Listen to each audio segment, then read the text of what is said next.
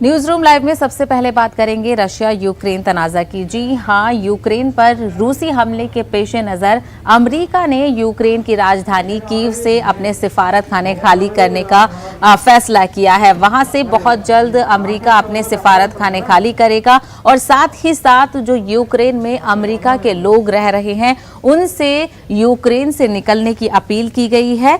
आपको बताएं कि ज़राए के मुताबिक वज़ारत ख़ारजा इस सिलसिले में कोई हिदायत जल्द जारी कर सकती है। ज़राए के मुताबिक अमेरिका महदूद सिफारतकारों को पोलैंड से मुत्तसिल सरहद के करीब रखने का मंसूबा रखता है ताकि सिफारती सतह पर वहां होने वाली सरगर्मियों पर निगाह रखी जा सके। गुज़िश्ता दिनों पेंटागन ने 3000 फौजियों को भेजने का ऐलान किया है। अमेरिका के 1700 फौजी पहले ही पोलैंड में मौजूद हैं। इसी बीच अमेरिका ने यूक्रेन में मुकीम अपने शहरियों को जल्द यूक्रेन छोड़ने का मशवरा दे दिया है। कौमी सलामती के मुशीर जैक सुलिवन ने यूक्रेन में मुकीम अमरीकियों को आइंदा 24 से 48 घंटों में यूक्रेन छोड़ने का मशवरा दिया है।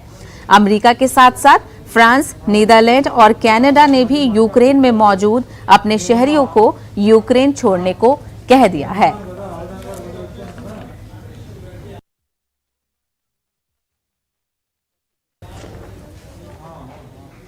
तो इसी मामले पर बातचीत करेंगे। हमारे साथ जुड़ गए हैं इंटरनेशनल इश्यूज के एक्सपर्ट मुहिबुल हक साहब। मुहिबुल हक साहब, जिस तरीके से यूक्रेन का बहरान है वो बढ़ता जा रहा है, ऐसे में जो अमेरिका स्टेप बाय स्टेप्स अपने प्रोसेस को आगे बढ़ा रहा है, वहां से लोगों को निकलने के लिए कह रहा है और सिफारत खाना खाली करने के लिए कह रहा है, इसको किस वे में आप देखते हैं? क्या किस ओर ये इशारा कर रहा है?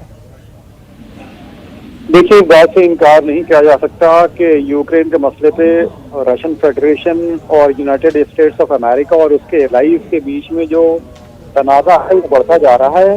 लेकिन क्या ये जंग की सूरत अख्तियार कर सकता है, इस पे एक्सपर्ट्स भी बहुत ज्यादा मुत्तफिक नहीं है। सबसे पहली बात हमें याद रखना चाहिए कि रशियन फेडरेशन अमेरिका के बराबर एक मिलिट्री पावर है और यूक्रेन का मसला ऐसा है कि रशिया यूक्रेन के इशू पे कॉम्प्रोमाइज करने के लिए इसलिए तैयार नहीं होगा कि दो सोवियत स्पेस यानी अर्स्ट वाइल सोवियत यूनियन का जो हिस्सा रहा है उसे रशिया अपना एरिया ऑफ इन्फ्लुएंस समझता है। और अगर यूनाइटेड स्टेट्स ऑफ अमेरिका या नाटो अपने ईस्टवर्ड एक्सपेंशन पे कायम रहते हैं अपने इशूज पे कि हम ईस्टवर्ड एक्सपेंशन करेंगे जिसमें जॉर्जिया और यूक्रेन को उसमें शामिल करेंगे, तो यकीनन रशिया उसे अपनी सिक्योरिटी के लिए खतरा समझता है।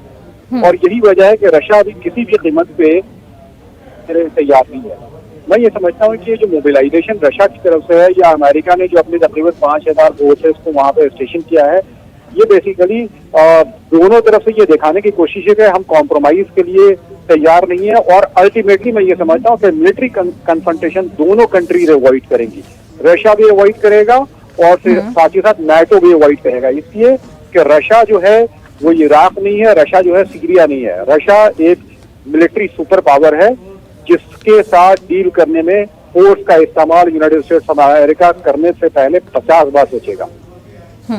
वही मुहिबुल हक साहब, जिस तरीके से रशिया बोल रहा है कि वो वार की सिचुएशन की तरफ नहीं बढ़ रहा है, लेकिन वॉर सिचुएशन तो यूक्रेन के लिए अभी भी देखी जा सकती है क्योंकि मिलिट्री वॉर ही अकेला वॉर नहीं है, और भी वॉर है, ट्रेड वॉर हो या फिर इस तरीके की सिचुएशन तो यूक्रेन में अभी भी देखी जा सकती है। और सिर्फ यूक्रेन में नहीं, रशिया के खिलाफ भी हमें ये देखना चाहिए कि 2014 से रशिया के खिलाफ अमेरिका और उसके एलाइज ने सैंक्शन लगा रखा है। तो रशिया के खिलाफ जो सैंक्शन है वो जाहिर सी बात है कि रशिया उससे परेशान तो है ही। दूसरी जानिब अगर आप देखें तो क्रीमिया रशिया के कब्जे में है। जॉर्जिया का दो हिस्सा, जिसे जॉर्जिया को भी पूरे अमेरिका की पुष्टपनाही हासिल थी, लेकिन जॉर्जिया में भी साउथ ओसेशिया और अब्खाजिया दो ऐसा रीजन है जिसपे रशिया का पूरा कंट्रोल है। तो जॉर्जिया में भी रशियन इंटरवेंशन के बाद अमेरिका कुछ नहीं कर पाया था। साथ ही साथ यूक्रेन में क्रीमिया के एनेक्सेशन के बाद अमेरिका कुछ नहीं कर पाया था। तो अब अमेरिका भी ये समझता है कि एनफ इज एनफ, अगर रशिया को इसी तरह मौका दिया जाए तो ये यानी पूरा यूक्रेन और बहुत सारे और रीजन को शामिल करके ग्रेटर रशिया बनाने का जो वो ख्वाब है वो पूरा करेंगे और अल्टीमेटली सोवियत एरा जैसा कोई यानी एक सिचुएशन पैदा हो सकती है। इसलिए अमेरिका की भी मजबूरी ये है कि उसे कहीं ना कहीं उसे रोकने की कोशिश करना है। और वहीं ये जो सारा डेवलपमेंट हो रहा है इस बहरान में, इंडिया किस तरीके से उससे अफेक्ट होगा? देखिए, हिंदुस्तान ने बहुत ही एक कॉशियस स्टैंड लिया है। हम ये देखते हैं कि हिंदुस्तान जो है वो काउंटर बैलेंसिंग की पॉलिसी इस वक्त फॉलो कर रहा है। जाहिर सी जी। बात है, यूक्रेन से अलग हट करके हम देखें तो हमारे लिए सबसे ज्यादा इम्पोर्टेंट है कि रशिया हमारा एक इम्पोर्टेंट एलाई रहा है क्राइसिस के वक्त में, और रशिया से हमारे बहुत अच्छे ताल्लुकात हैं हिंदुस्तान के। दूसरी जानिब ये जो वर्ल्ड ऑर्डर जिस तरह से चेंज हो रहा है, उसमें यूनाइटेड स्टेट्स ऑफ अमेरिका से हिंदुस्तान के बहुत गहरे ताल्लुकात हैं। यहाँ तक कि स्ट्रेटेजिक अलायंस, इकोनॉमिक अलायंसेस के अलावा और यानी ट्रेड रिलेशन के अलावा स्ट्रेटेजिक अलायंस भी हमारा अमेरिका के साथ है, न्यूक्लियर डील अमेरिका के साथ है, क्वाड में हम अमेरिका के साथ शामिल हो रहे हैं चाइना को काउंटर बैलेंस करने के लिए। तो ऐसे वक्त में हिंदुस्तान, जाहिर सी बात है, दोनों में किसी को भी नाराज करना नहीं चाहेगा और हिंदुस्तान एक न्यूट्रल पोजीशन रखने की कोशिश करेगा। बिल्कुल। वहीं मुहिबुल हक साहब, इस मौके पर एस जयशंकर ने एंटनी ब्लिंकन से भी मुलाकात की है, तो क्या लगता है कि इस मामले को लेकर क्या बातचीत हुई होगी? क्या कुछ डिप्लोमेटिक रिलेशंस भी डिस्कस हुए होंगे?